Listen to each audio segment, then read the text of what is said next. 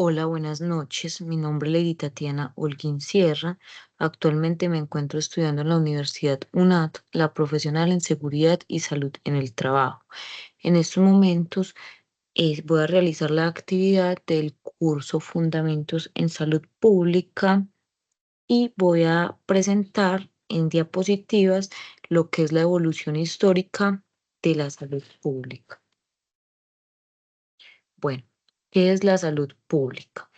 La salud pública es el cuidado y la promoción de la salud de la población a través de políticas, programas y servicios.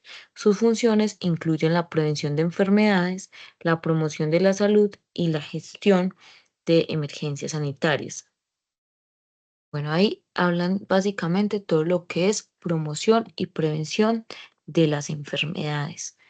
Bueno, acá les voy a hablar sobre la historia. La salud pública como ciencia tiene apenas poco más de un siglo de existencia, pero las manifestaciones del instinto de conservación de la salud de los pueblos existe desde los comienzos de la historia de la humanidad. Sin embargo, la inclusión de la restauración de la salud es una adquisición relativamente reciente. Acá les voy a hablar sobre los egipcios. Los egipcios, según Heródoto, eran uno de los más grandes sabios de la historia en la vida de la salud. Practicaban la higiene personal, conocían gran número de fórmulas farmacéuticas. Ahí hablan básicamente de que sabían muchas cosas. Anteriormente lo que utilizaban eran hierbas, construían depósitos de arcilla para las aguas de bebida y canales de desagüe para las aguas residuales. Ahí hablan todo el tema de, de que no, de las aguas residuales, tenían esos canales para que no se acumularan y alejaban eso de las personas para evitar todo ese tema pues de enfermedades. Bueno, acá voy a hablar sobre los indostanines. Los indostanines, según Charaka y Sutta de la medicina ayurveda, eran los pioneros de la cirugía estética y de programas de salud pública que se basaban en conformar patrones de alimentación, sexualidad, descanso y del trabajo y las violaciones. Bueno, acá les voy a hablar sobre los hebreos. Los hebreos llevaron todavía más lejos las prácticas higiénicas, al incluir en la ley mosaica, o sea, la ley de Moisés, considerada como el primer código de higiene escrito. El Lévico es un libro bíblico datado en 1500 años antes de Jesucristo. En este código se describe cómo debe ser el aseo personal, la letrina, la higiene de la maternidad, la higiene de los alimentos, la protección también del agua. Acá les voy a hablar sobre la civilización griega. La civilización griega presta más atención a la limpieza personal, al ejercicio físico y a las dietas alimenticias que a los problemas del saneamiento del medio. O sea, se enfocaban más en el ser, en la persona, en lo físico, en lo alimenticio. Bueno, acá les voy a hablar sobre América prehispánica. En América prehispánica, la civilización teotihuacana contó con grandes obras que le permitían llevar agua limpia a la ciudad, así como el deshacerse también del agua sucia. Lo mismo sucede en la cultura azteca. Esta última se crea en islotes dentro de un gran lago, por lo cual se desarrolla diversas medidas para evitar su contaminación.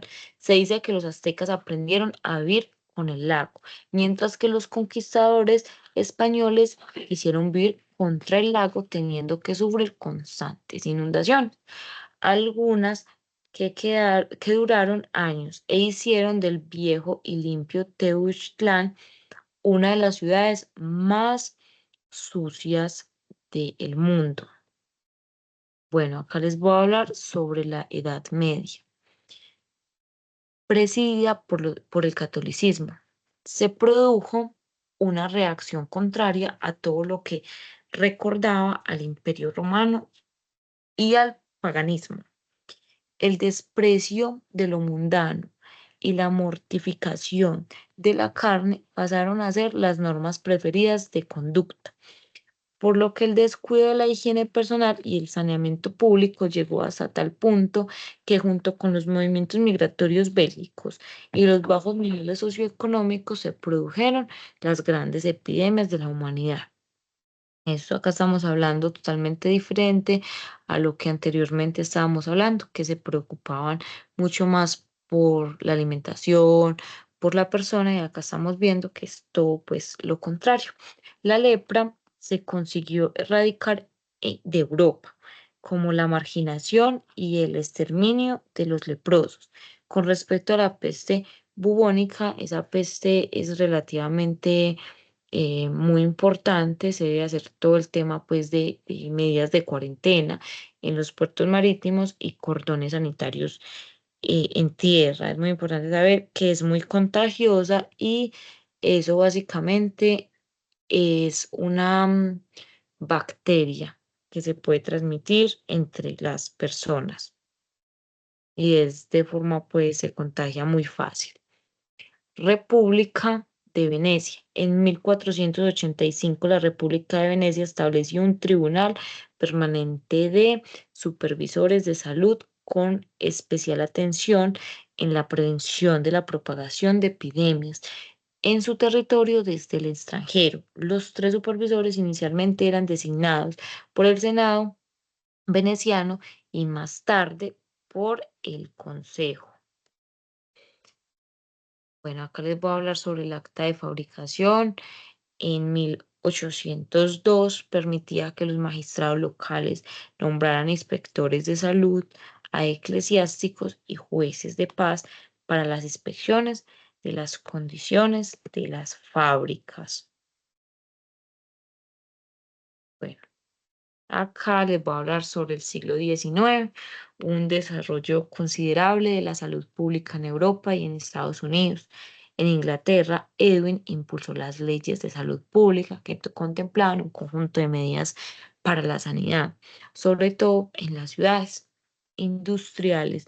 Con esas medidas se logró reducir la mortandad por algunas de las enfermedades infecciosas que azotaban a la población trabajadora que vivía en pésimas condiciones de insalubridad. Acá les voy a hablar sobre Alemania.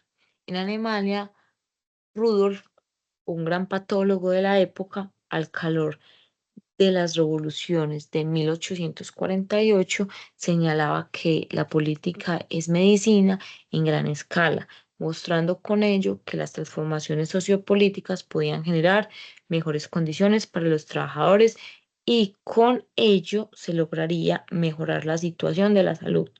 A mediados del siglo XXI, casi todos los médicos sostenían que las enfermedades se producían por suciedades, de las cuales emanaban miasas que llevaban la enfermedad a las personas. Les voy a hablar sobre el siglo XX. Los trabajos de Koch terminaron dando la razón a los segundos y se abrió una época de cazadores de microbios. La atención se centró en microorganismos específicos y la salud pública dirigió a combatir las suciedades, agua potable, drenajes, reglamentación de entierros y rastros. Pasó a segundo plano para resurgir de forma más madura, considerando ya a los microorganismos en el siglo XX. Les voy a hablar sobre el siglo XXI. Surge la Organización Mundial de la Salud y luego la OPC. Aumentan la tasa de natalidad y esperanza de vida. Se generan grandes avances de la prematuridad, estudios genéticos y sobre todo tratamientos en base a protocolos de enfermedades como la tuberculosis y la malaria. Muchas gracias, espero que haya sido la información muy clara y de mucho provecho para aprender.